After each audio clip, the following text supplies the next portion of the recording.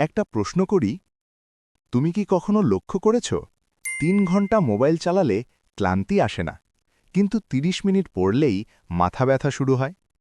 তুমি কি সত্যিই অলস, নাকি তোমার ব্রেনকে ভুলভাবে ট্রেন করা হয়েছে? আজ আমি তোমাকে সেই সিক্রেটটাই বলবো, কিন্তু তার আগে একটা ছোট ঘটনা শোনো। রাহাত নামে একটা ছেলে ছিল। সে সবসময় ভাবত, আমার পড়ায় মন বসে না। সে নিজেকে দোষ দিত, ভাবত, আমি হয়তো পারব না। কিন্তু একদিন সে একটা জিনিস বুঝল, আর সেই একটা জিনিস বদলে দিল তার পুরো রুটিন। কি ছিল সেটা? তোমার ব্রেন দ্রুত আনন্দ পছন্দ করে। রিল, গেম, নোটিফিকেশন সবকিছু তোমাকে সাথে সাথে ছোট ছোট আনন্দ দেয়। কিন্তু পড়াশোনা, ওটা দীর্ঘমেয়াদী ফল দেয়। তাই তোমার ব্রেন ওটা এড়াতে চায়। এখানেই আসল খেলা। যদি তুমি পড়াশোনার মধ্যে ছোট ছোট জয় তৈরি করতে পারো, তাহলেই ব্রেন তোমার পক্ষে কাজ করবে।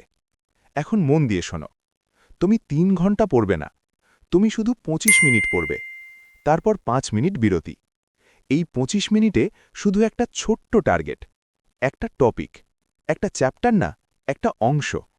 শেষ হলে নিজেকে বলবে, আমি জিতেছি। এই ছোট ছোট জয়ই ধীরে ধীরে পড়াশোনাকে নেশায় পরিণত করে।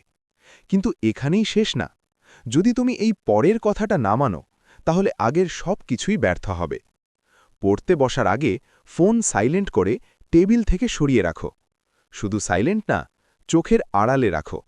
কারণ তুমি যত শক্তই হও, নোটিফিকেশন তোমাকে হারিয়ে দিতে পারে। তুমি যদি ফোনকে নিয়ন্ত্রণ করো, তাহলে তুমি নিজের ভবিষ্যৎকে নিয়ন্ত্রণ করবে। ভাবো 5 বছর পরের তুমি। সে কি আজকের তোমাকে ধন্যবাদ দেবে, নাকি বলবে, আর একটু চেষ্টা করলে পারতে? সফল মানুষরা আলাদা না, তারা শুধু ছোট ছোট জিনিসে ধারাবাহিক। আজ থেকে 30 দিন, শুধু 30 দিন এই মেথড ফলো করো। তারপর নিজেই দেখো তোমার মনোযোগ, আত্মবিশ্বাস আর রেজাল্ট কতটা বদলে যায়। মনে রেখো, সময় তোমার জন্য থেমে থাকবে না, কিন্তু তুমি চাইলে তোমার ভবিষ্যৎ বদলে দিতে পারো।